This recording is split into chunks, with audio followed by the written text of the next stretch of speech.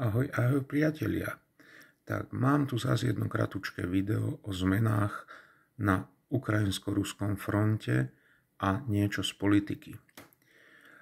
Za posledný mesiac Rusi zlyhali v protivzdušnej obrane hneď niekoľkokrát, minimálne 3-krát.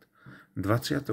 augusta im napadli Ukrajinci letisko Marinovka, ktoré sa nachádza pri Volgograde. To je dostatočne hlboko v území Ruska a preukázali, že aj bez amerických povolení na použitie francúzskych a anglických rakiet stredného doletu vedia ničiť ciele hlboko v území nepriateľa. Tam sa nachádzajú lietadlá Su-24 a Su-34, ktoré pravidelne každý deň lietajú na operácie nad Ukrajinu a zhadzujú tie klzavé bomby FAB 300, 500, 3000, ktoré sú momentálne najviac používanou ničivou zbraňou pre pozemné sily Ukrajiny na všetkých frontových bojskách. Druhé napadnuté letisko bolo pred týždňom a pol Engels, ktoré napadli už druhýkrát. Nie je predsa možné, keď mám dobrú protivzdušnú obranu, aby ma Ukrajinec prekvapil v tom istom cieli 2-3 krát. To mi pripadá ako totálne zlyhanie protivzdušných systémov ruskej obrany. A posledné, čo si všetci ešte dobre pamätáme, bolo tento týždeň napadnuté 107 sklady v Toporci v Tverskej oblasti, kde pravdepodobne drony prileteli z Lotyšska, čo by bola jedna zasa prekročená červená čiara pre Rusov, že sa krajina NATO podielala na operácii tým, že povolila štart dronov nad územie Ruska.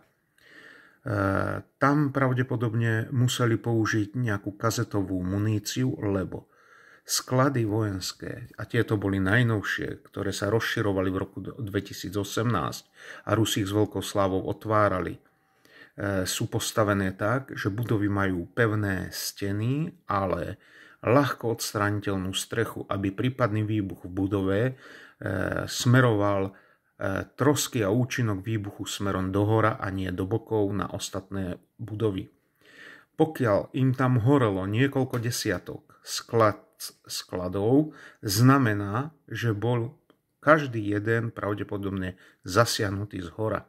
To mi pripomína použitie kazetovej munície, ktorá cez slabšiu strechu vlastne vyhodila do vzduchu obsah budovy.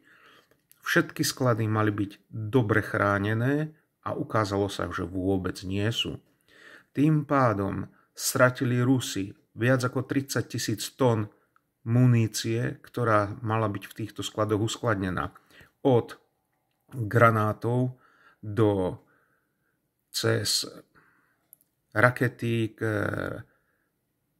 VSOR-70, čo máme my, ano 40 hlavňové raketomety, oni to volajú nejak inak, až po rakety balistické do 350-450 kilometrov. Vypadá to, pokiaľ toto bude pravda, že Rusi stratili rezervu, ktorú mali pripravenú na jesenné operácie a zimu. Ak je toto pravdou, tak ruské zlyhanie je obrovské. Nemôžu si predsa dovoliť mať nechránené veľké muničné sklady s veľkými zásobami. Uvidíme, či sa potvrdí a čo sa vlastne potvrdí, aké straty tam Rusi utrpeli. Niečo z politiky.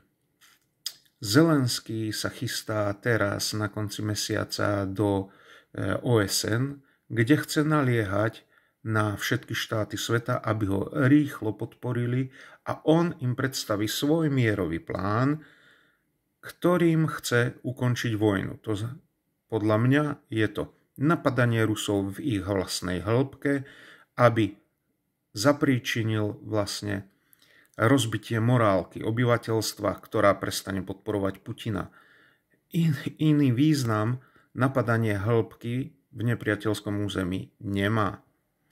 Straty munície Rusi veľmi rýchlo nahradia. Teraz preblesla správa, že do konca roka ešte dodajú 1 000 000 aj kúsok dronov, čo je viac ako 3 drony na ukrajinského vojaka, ktorý sa zúčastňuje bojov. To je katastrofálne číslo pre Ukrajinu, pokiaľ by sa naplnilo. Rusi majú prevahu neustále v delostrelectve, v raketách aj klzavých bombách a čím ďalej, tým viac vyčerpávajú zásoby ukrajinskej armády. Prečo sa Zelenský tak ponáhla?